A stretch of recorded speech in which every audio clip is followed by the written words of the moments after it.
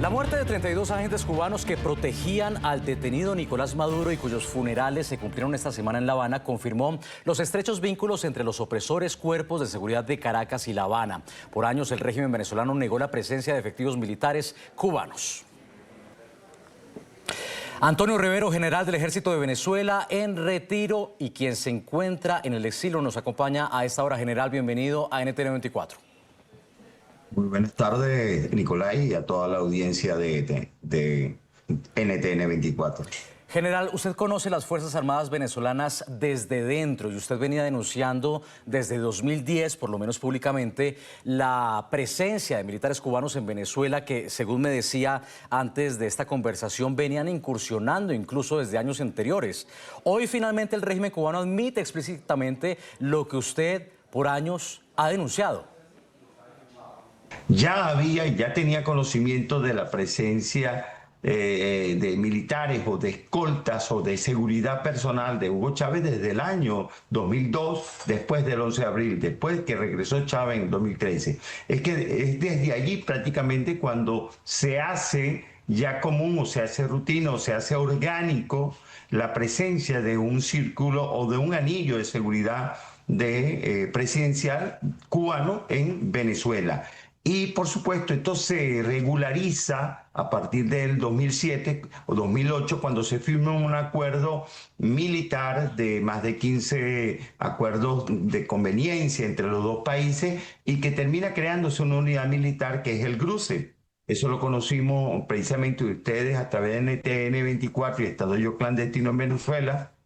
Pude mostrar esos acuerdos secretos y donde se muestra claramente valga la redundancia, la creación de esta unidad donde parte de ella conformaba estos anillos de seguridad o conformaba esa unidad que estaba cercano a Nicolás Maduro o a Hugo Chávez en su momento. Eso se fue incrementando a medida que pasó el tiempo y el año pasado fue donde mayor incremento hubo a raíz de, por supuesto, lo que ventilaban ya una derrota inmensa en el aspecto de las elecciones del 28 de julio y mucho más aún se incrementó y se especializó después de digamos se incrementó después de que comenzó el despliegue aeronaval de los Estados Unidos y la posibilidad de captura de su persona. Esto se acentuó de esa manera y por supuesto se demostró ahora a todas luces, a todas voces, lo que antes negaba tanto Nicolás Maduro como el mismo régimen cubano de esa presencia alrededor de la seguridad presidencial. En 2019, Nicolás Maduro, a propósito, enfrentó una pregunta incómoda de la entonces periodista y hoy congresista estadounidense María Elvira Salazar.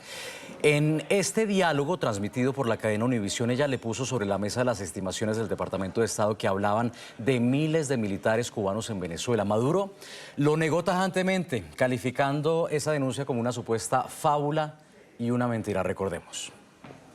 Esa fábula de que en Venezuela hay miles de militares cubanos es mentira. Con Cuba nosotros tenemos, con muchos países, acuerdos de cooperación, y en Venezuela y en Cuba se entrenan militares cubanos, militares venezolanos, pero Venezuela la defienden los militares venezolanos por miles y miles y miles. Así que es falso esa cifra, totalmente falsa. Entonces aquí en el territorio venezolano no hay militares cubanos. En el territorio venezolano hay 40.000 médicos cubanos, lo que sí hay es médicos. No, yo no estoy hablando de la parte social. Beisbolistas, sí, deportistas, entrenadores de béisbol, de fútbol, eso sí hay bastante, bailarines, bailarinas, actores de teatro, artistas, eso es lo que hay aquí, militares no hay. No hay cubanos en su primer anillo de seguridad. Mi anillo de seguridad es de venezolano. Y hablando de declaraciones que circulan en redes, vale recordar otro momento de Maduro en 2019 durante una graduación de médicos comunitarios en Caracas. Médicos comunitarios. Él intentó hablar de la cooperación entre Caracas y La Habana diciendo que había traído 500 soldados cubanos a Venezuela para luego corregir rápidamente en tono de sátira y decir que se refería a 500 soldados de la salud. Esa frase también se volvió viral en su momento, veamos. Recientemente tuvimos que traer un grupo de 500 soldados cubanos, perdón, se me chispoteó. 500 soldados de la salud.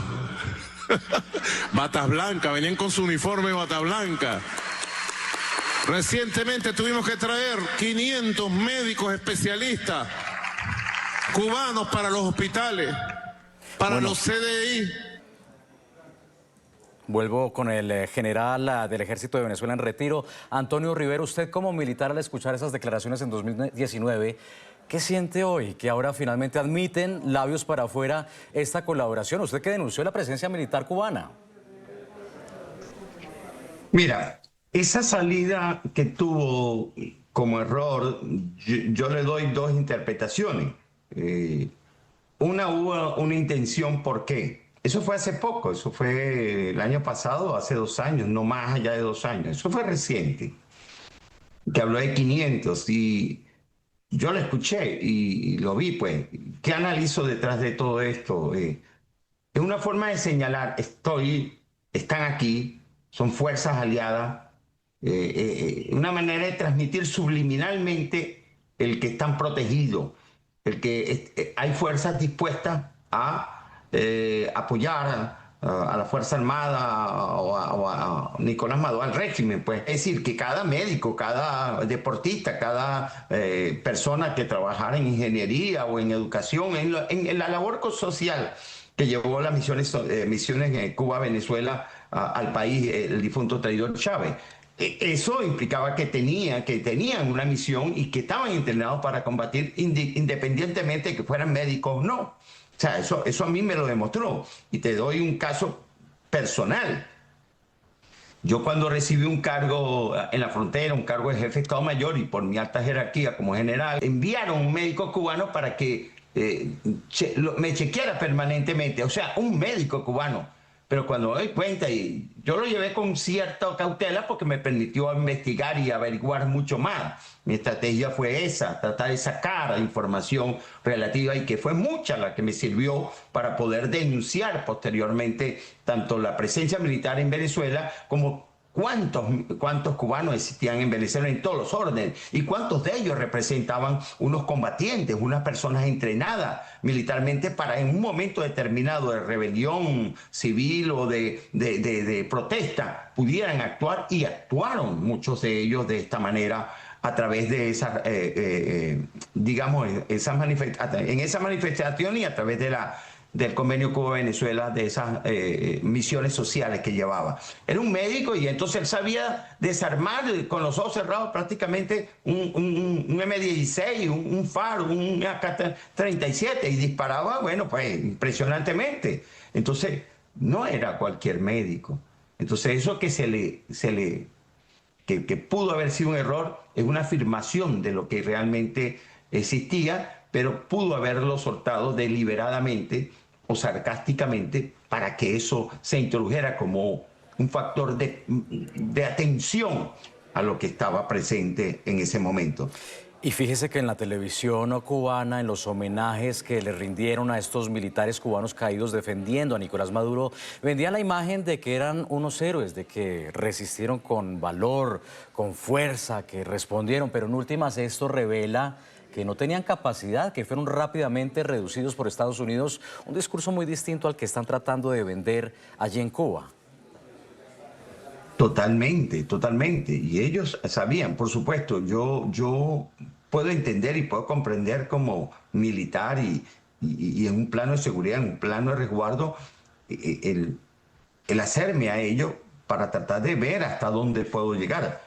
Pero lamentablemente la responsabilidad, y siempre la voy a señalar y la he expresado desde el primer día de este evento, que la responsabilidad está en los superiores, está en Padrino López. Él es el responsable de esta muerte abiertamente, porque él pudo haber evitado esto y todavía puede evitar lo que pudiera sobrevenir, porque esto no ha terminado, y en ese orden pues no van a poder contra una fuerza tan superior como esta. Fíjense que a pesar, ahí estaban también los Wagner, estaban los rusos y habían iraníes, y se habla de muerte, tengo información de muerte rusa y muerte iraní, pero en poca proporción. Ahora, ¿por qué no quieren sacarlo? Bueno, están guardando, sobre todo los rusos, en evitar que esto se demuestre claramente que ellos estaban dispuestos, por supuesto, a combatir de igual manera, para no involucrarse. Pero en la última instancia, para mí y en mi análisis, lo que significó la ida de Delcy a Moscú y una conveniencia que a lo mejor terminó siendo pues la entrega de Nicolás Maduro, pero sin medir el alcance,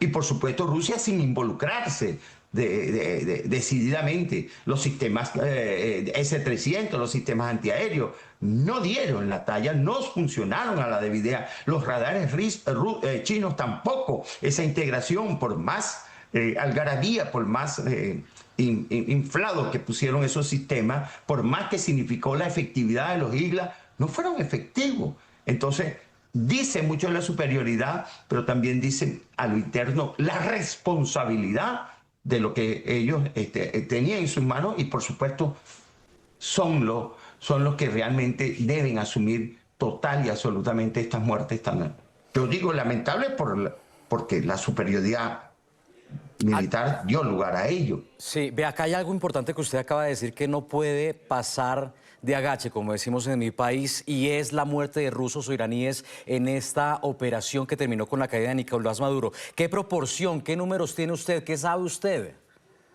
Me aseguran un Wagner muerto, que los Wagner estaban en disposición de evacuación, por cierto. Esa era la información que yo tengo por la vía de fuentes internas y de información previamente.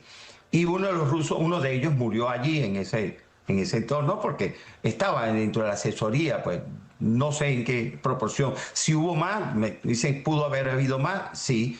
Y iraníes también estaban en la labor de inteligencia, porque la labor de inteligencia también acompaña en todo momento desde el punto de vista de procesar lo que está ocurriendo directamente, y más en las circunstancias que estaban de la eventualidad o la inminencia que pudiera ocurrir este evento. Entonces sí hay, eso saldrá a la luz tarde o temprano. ¿Por qué lo tienen oculto? Bueno, alguna estrategia, algo que quieren guardar, y sobre todo desde el punto de vista geopolítico, lo que ya te señalé, que los rusos no quieren mostrarse o no buscaron mostrarse en una confrontación directa, abierta. Esto nos dice que ya Venezuela había sido invadida desde hace mucho y no precisamente por Estados Unidos. General, hablando de cifras, antes de despedirlo, ¿qué cifras llegó usted a manejar de militares cubanos en Venezuela y qué va a pasar con ellos ahora que se ha reconfigurado el escenario después de la operación de Estados Unidos en Venezuela? ¿Van a seguir los cubanos allí o qué sabe usted? De la información que tengo, hay aproximadamente entre 500 y 600 militares cubanos distribuidos a nivel nacional. Ellos cumplen misiones a través del GRUCE, que es el Grupo de Cooperación Enlace, la unidad que fue creada en el año 2008, en uno de los acuerdos que se llevó a cabo entre el régimen de Chávez y el régimen de Castro. Y a partir de ahí pues hubo incremento, hubo descenso por las situaciones económicas, sobre todo en el 2016, 2015, 2016, 2017, pero después de que fue la pandemia y después de que se incrementó el rechazo internacional hacia Nicolás Maduro, pues esto se volvió a activar y ellos tienen planes yo he mostrado planes públicamente de contingencia en diferentes lugares del país a través de la región de defensa integral, que son las unidades militares que aglutinan todas las fuerzas militares en el sector, y ellos son la asesoría, pero ellos dirigen lo que son los combatientes que están del lado del convenio Cuba-Venezuela, de las misiones sociales, y que tienen personal de inteligencia y tienen personal de combatientes, como te señalé anteriormente. El 20% más o menos del personal civil de misiones sociales que está dentro del país es combatiente. ¿Pero ese personal va a seguir después de lo que pasó con Estados Unidos? Puede haber una merma, pero ellos están evaluando. Detrás de esto hay una estrategia de estructuración, reestructuración, para ver hasta qué punto de vista llega el sostenimiento del poder por parte de esta provisionalidad de Delcy Rodríguez, y si pueden ir más allá. Y esta estrategia parte de Moscú. Para mí es así. Se van a mantener. Ahora, pueden reducirse, pueden ser menos visibles. Algo está por verse definitivamente a partir de estos momentos. Bueno, era en conversación con La Tarde Fin de Semana. Antonio Rivero, general en retiro del Ejército de Venezuela, gracias por habernos acompañado estos minutos. Saludos, gracias, Nicolás. Un saludo.